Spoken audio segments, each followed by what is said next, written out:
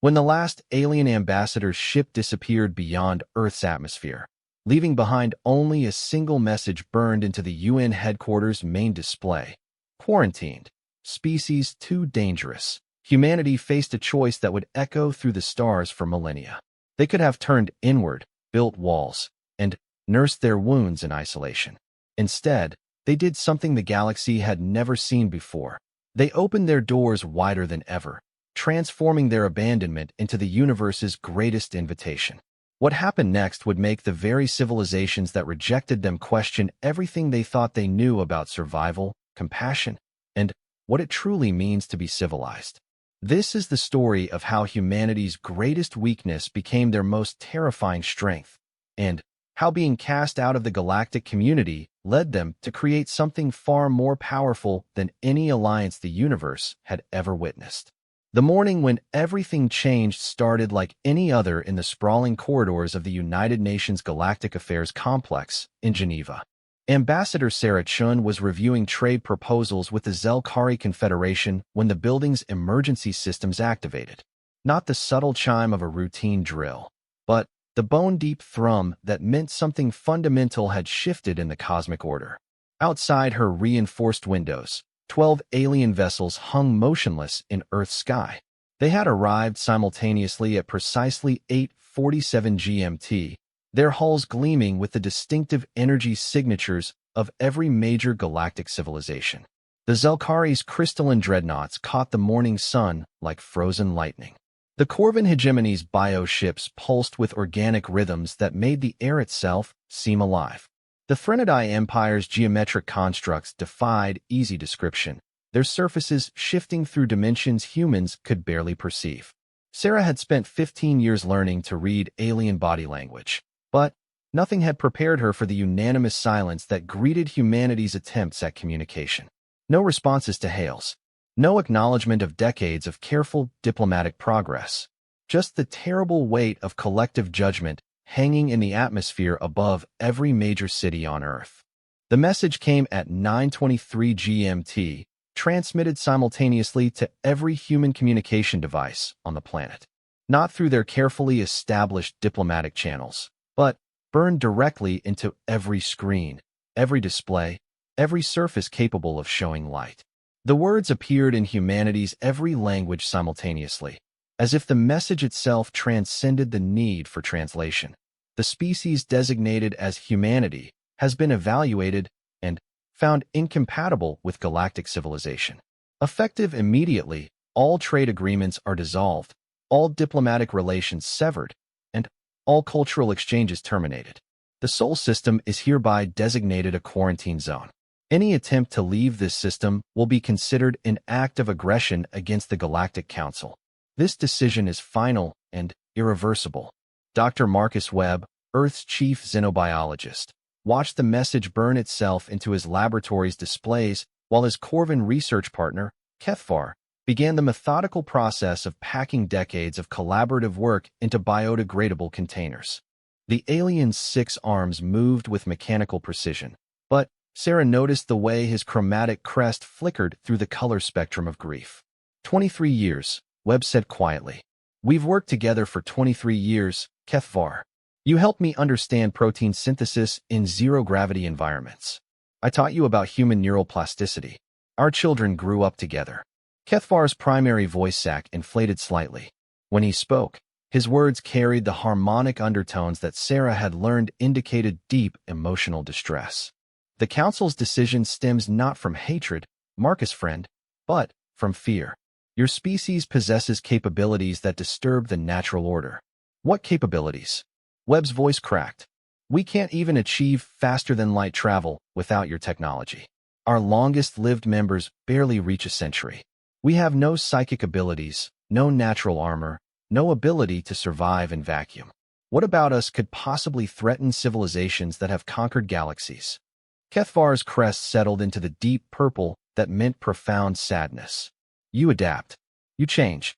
You welcome the stranger not despite the danger they might represent, but because of the possibilities they might bring. In 30 million years of galactic civilization, no species has ever demonstrated such consistent and irrational willingness to embrace the unknown. Sarah felt a chill that had nothing to do with the air conditioning. That's why you're leaving? Because we're hospitable? 3 months ago, Kethvar continued, his voice growing quieter. The council received a report about the human colony on Kepler 442b. The settlement was struggling with crop failures and atmospheric processing problems. The report detailed how, when a shipload of Skren's refugees requested sanctuary, the colonists voted to accept them despite having barely enough resources for themselves. Webb remembered the incident. The Skrens were fleeing a civil war in the Outer Rim, their distinctive methane-based biology making them difficult to accommodate anywhere. The Kepler colonists had voted 847 to 23 in favor of accepting them, then spent 6 months retrofitting an entire agricultural dome to accommodate methane-breathing physiology. That was a humanitarian crisis, Sarah protested.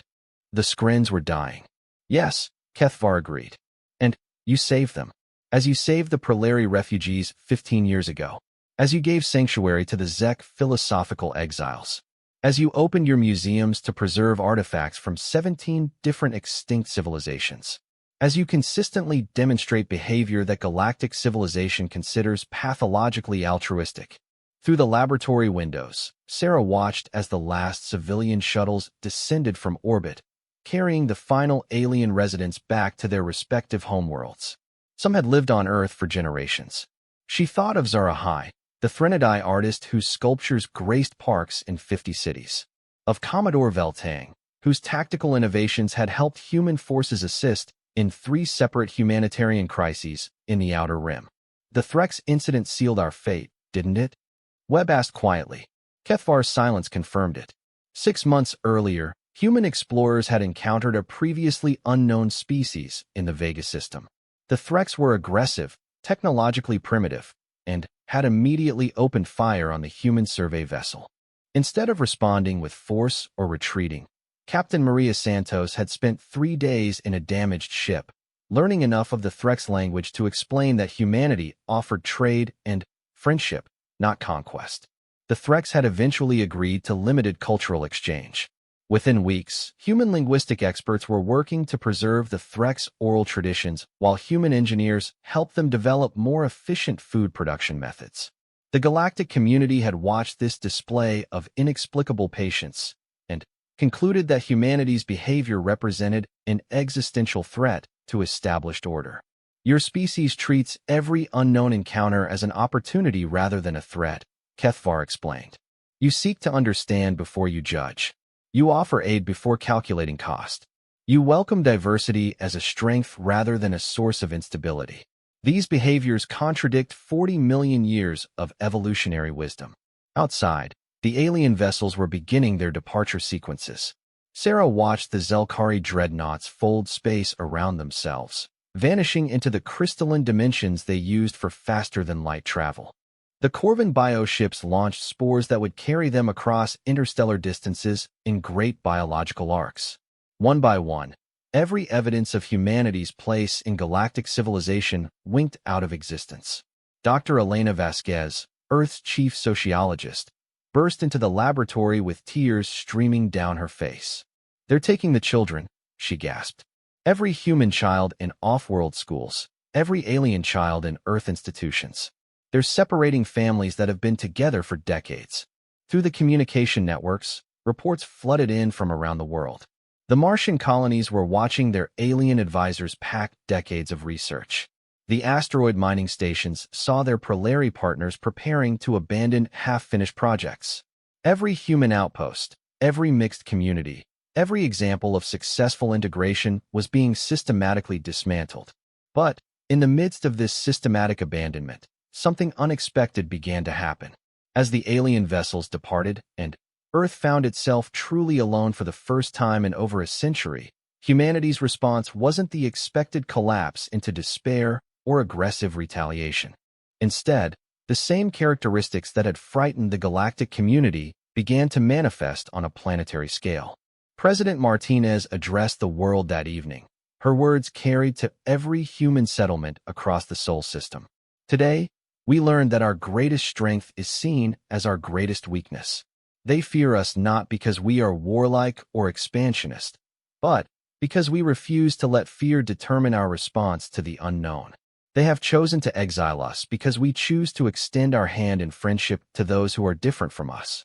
The response from humanity was immediate and unanimous. Within hours, every major city on Earth announced the establishment of new refugee centers, specifically designed to accommodate non-human physiology. Universities began developing expanded xenobiology programs, anticipating the arrival of beings they had never encountered. Research stations across the solar system retooled their facilities to study and preserve the cultural artifacts and scientific knowledge that the departing aliens had left behind. Dr. James Morrison, head of the SETI Institute, made an announcement that would echo across the galaxy. If the established galactic community no longer wants us, then we'll build our own community. Earth hereby declares itself a sanctuary world, open to any sentient being seeking refuge, knowledge, or simply a place where being different is considered valuable rather than dangerous.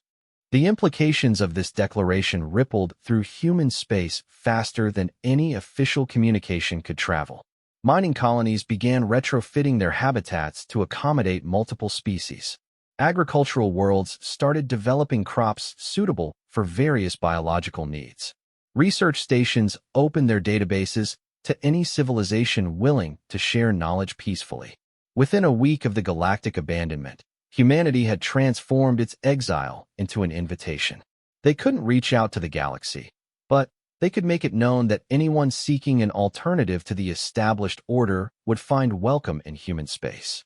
It was a message that would take years to reach the farthest corners of galactic civilization, but when it arrived, it would change everything.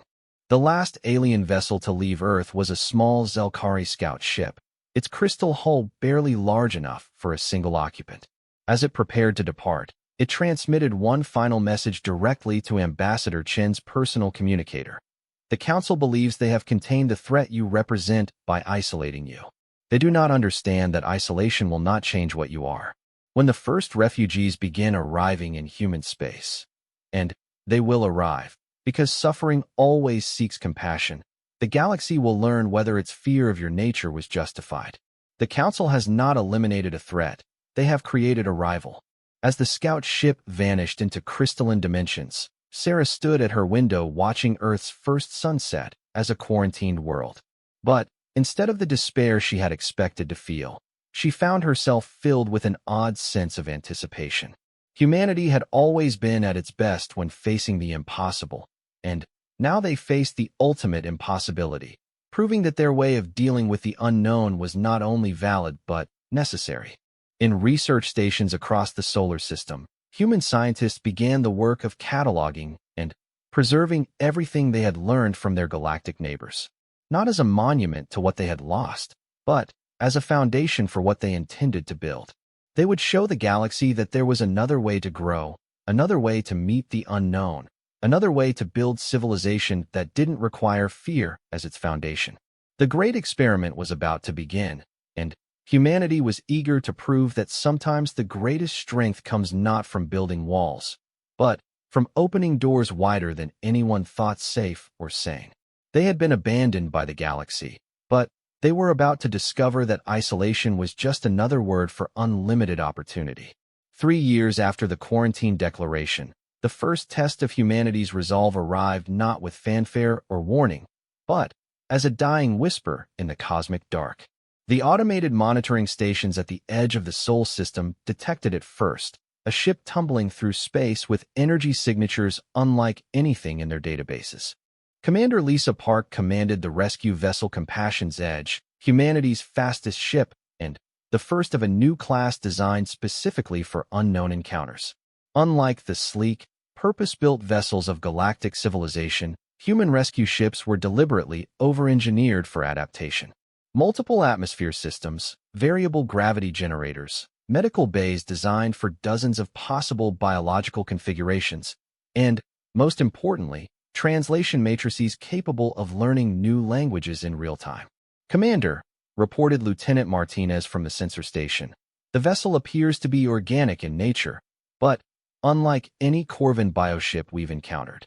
Hull temperature suggests the occupants prefer an environment approximately 40 degrees Celsius above human normal, and atmospheric readings indicate a methane-rich environment.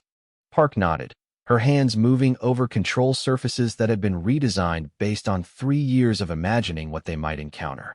Time to intercept. 6 hours at maximum burn.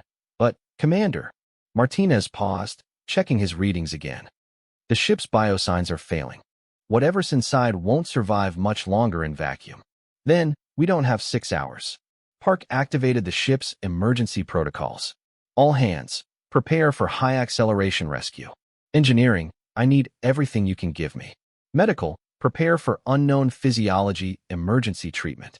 What followed was the kind of rescue operation that had become routine in human space. Technically impossible, requiring improvisation at every step, and driven by the absolute refusal to accept that anyone should die alone in the dark. The Compassion's Edge achieved acceleration levels that would have been considered reckless by galactic standards, modified its docking systems on the fly to interface with completely unknown technology, and established an emergency environment seal using techniques that hadn't existed before that moment. The beings they rescued would later be known as the Whispered, a name they chose themselves after learning human languages. They were unlike anything in the galactic databases, gaseous beings who existed in complex chemical lattices, their consciousness distributed through carefully maintained methane-based ecosystems. Their ship wasn't a vessel so much as a mobile habitat, and it was dying because their homeworld's unique atmospheric chemistry couldn't be replicated with the resources they had available. Dr. Sarah Kim, the Compassion's Edge's chief xenobiologist, found herself face-to-face with beings who communicated through controlled chemical releases and whose very existence challenged every assumption about consciousness and life. Most galactic civilizations would have been content to make the Whispered comfortable until they died naturally. Humanity immediately began working to save them. We need to understand their chemistry completely, Dr. Kim announced to her team as they worked around the clock in hasty laboratories. Not just enough to keep them alive, but enough to help them thrive. They're refugees from the galactic core, fleeing some kind of catastrophe. If we can give them a sustainable environment, they might be the first of many. The process took 8 months of constant collaboration between human scientists and the Whispered themselves. It required developing entirely new fields of chemistry, engineering techniques that worked with gaseous intelligence, and, most challengingly, learning to communicate with beings whose thoughts moved at the speed of chemical diffusion rather than electrical impulses. The breakthrough came when Dr. Rajesh Patel realized that the Whispered weren't just trying to survive, they were trying to preserve their entire civilization. Their ship contained the condensed essence of their homeworld's entire knowledge base, compressed into chemical form and slowly degrading without proper maintenance. They're not just refugees, Patel explained to the research team. They're the living archive of their entire species. Their homeworld was consumed by something they call the silent gray, some kind of technological plague that converts organized matter into undifferentiated mass. They're carrying everything their people ever learned, ever created, ever thought, and they're dying trying to preserve it. The response was immediate and total. Humanity didn't just offer the Whispered sanctuary, they offered to help them rebuild. The asteroid belt became humanity's first truly alien colony, as massive habitats were constructed to provide the specific atmospheric conditions the Whispered needed. But, more than that, human linguists, historians, and philosophers worked with the Whispered to translate and preserve their cultural heritage. Dr. Elena Santos, Earth's leading xenoanthropologist, spent 2 years learning to think in chemical concepts to better understand Whispered literature. Their poetry exists in 4 dimensions, she explained in her reports. Each stanza creates a specific chemical environment that induces emotional and intellectual states in the reader. It's not just about the words, it's about the experience of existing in the concepts the poem creates. The galactic community learned of humanity's first post-quarantine contact through carefully monitored communication channels. The reaction was exactly what the Whispered had expected and exactly what humanity had feared: complete indifference.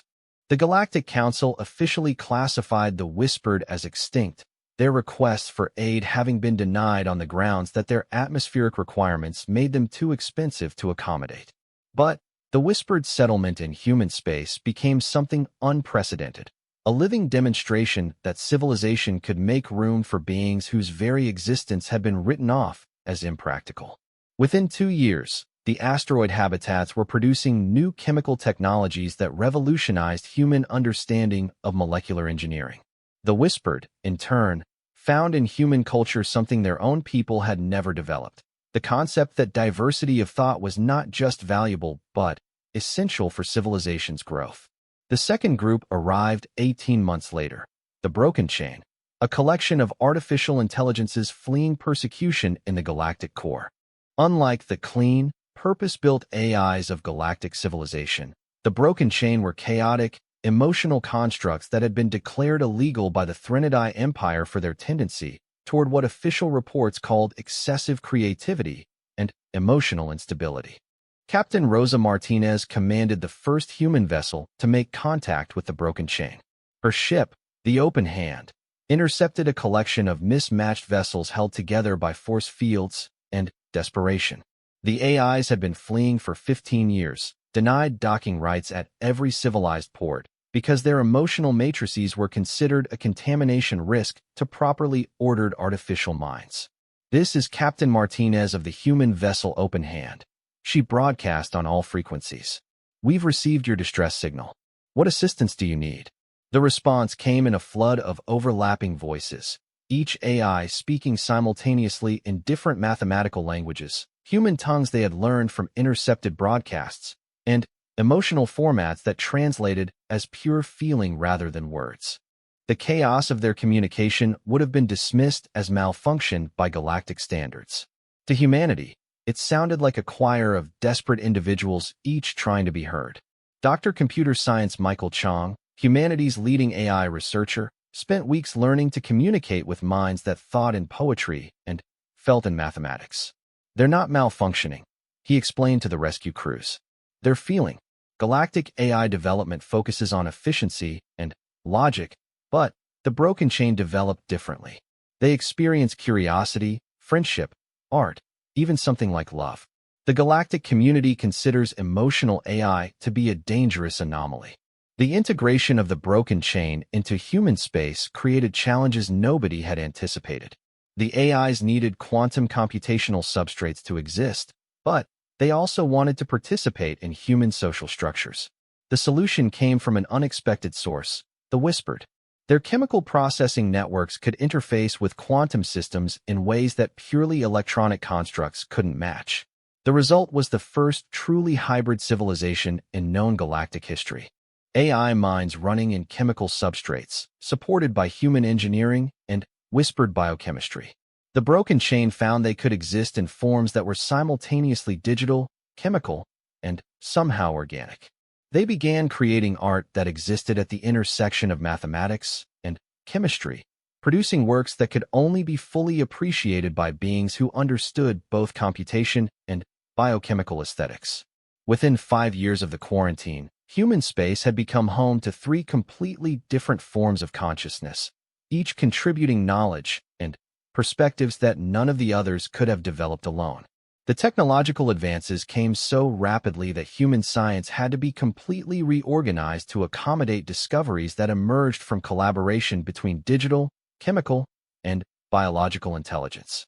But the most important development wasn't technological. The 3 civilizations had begun developing what Dr. Santos called cooperative consciousness, decision-making processes that incorporated multiple forms of intelligence simultaneously.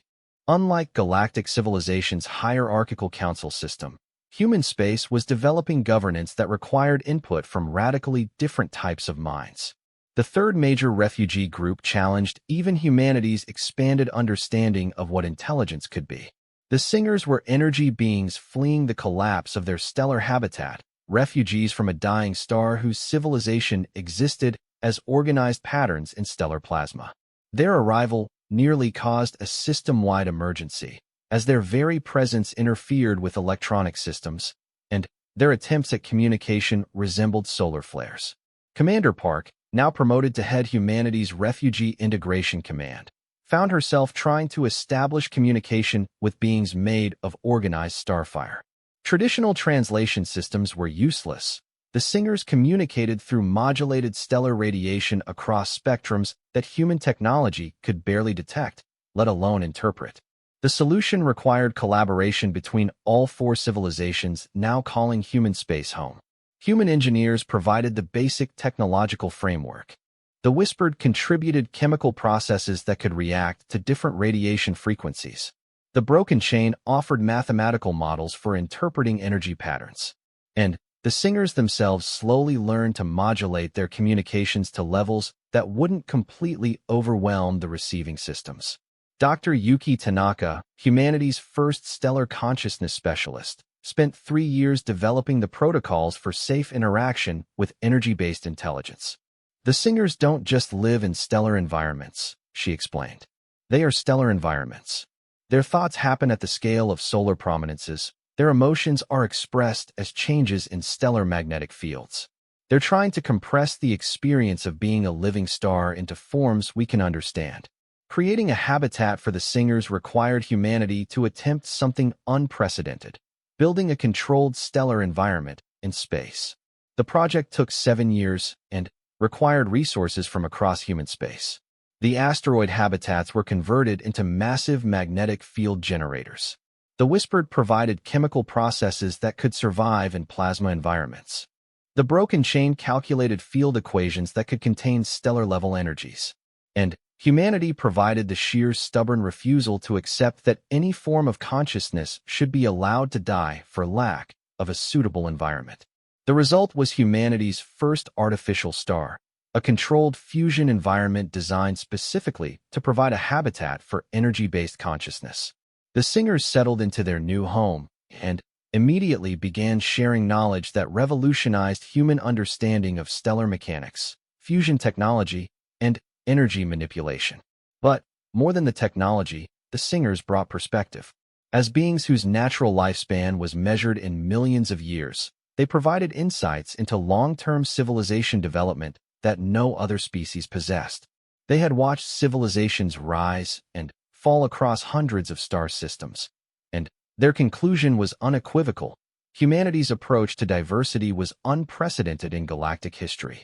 The established galactic civilization has achieved stability by limiting variables. The singer known as Bright Harmony communicated during one of the first successful full-spectrum conversations. Each species fills specific roles, interacts in predictable ways, maintains careful boundaries. Growth is controlled. Change is minimized. Diversity is tolerated only within strict parameters. But you humans seek to maximize variables. You welcome unknown forms of consciousness, not despite the complications they represent, but because of the possibilities they offer. You have created in this single star system a civilization more diverse than anything we have observed in our travels across the galaxy.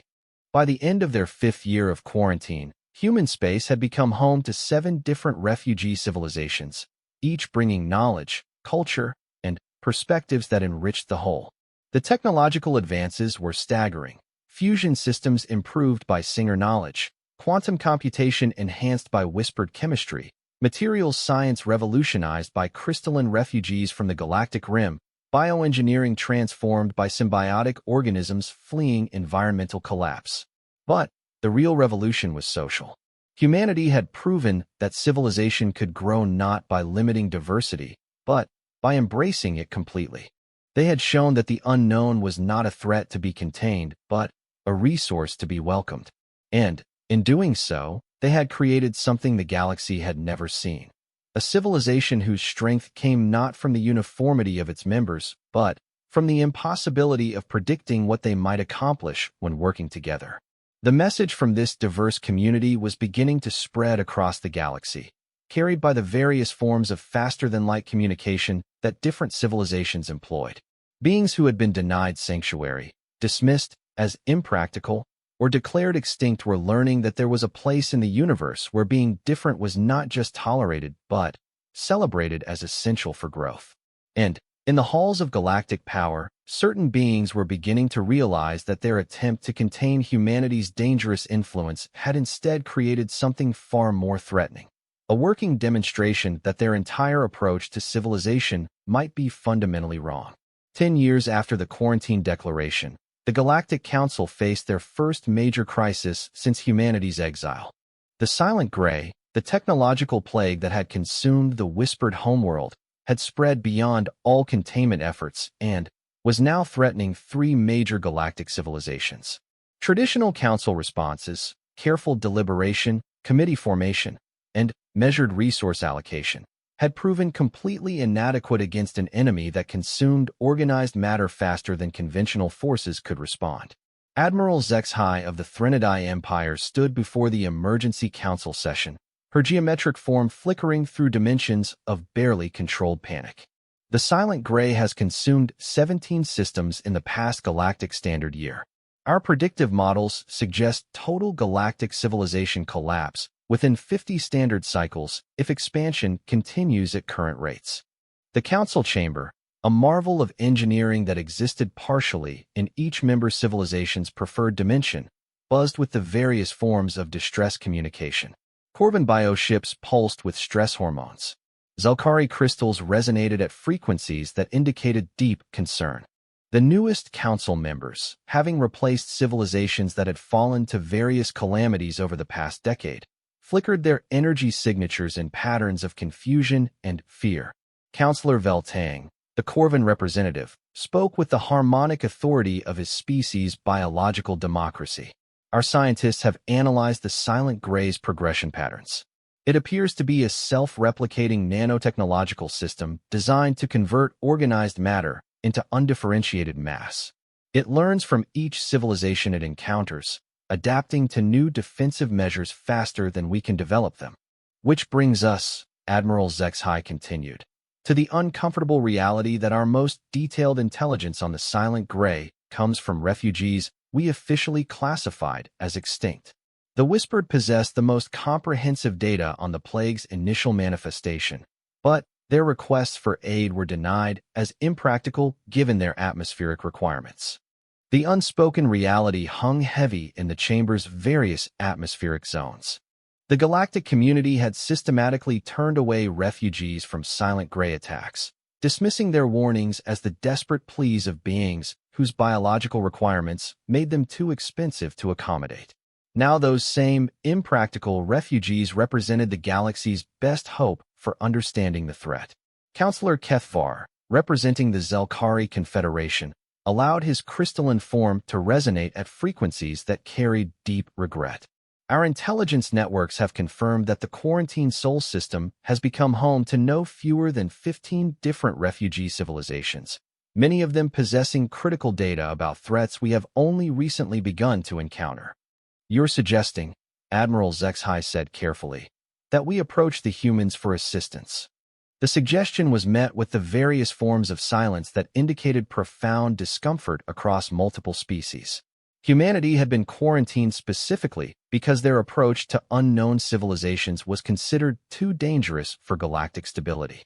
Now that same dangerous approach represented their best hope for survival. Dr. Sithvar, the Council's chief xenobiological consultant, projected data streams that painted a grim picture. Analysis suggests that humanity's pathologically altruistic behavior patterns have resulted in the preservation of knowledge from dozens of civilizations that we classified as extinct or irrelevant. Their settlement patterns indicate technological advancement rates that exceed anything in our historical models. How is that possible? Demanded Councillor Yexhai of the Prolari Republics. They were barely capable of interstellar flight when we imposed the quarantine. They had no indigenous faster-than-light technology, no advanced weapons systems, no significant industrial base beyond their home system. The answer came from an unexpected source. Deep in the Council's archives, monitoring systems that had been quietly observing the Sol system transmitted data that should have been impossible.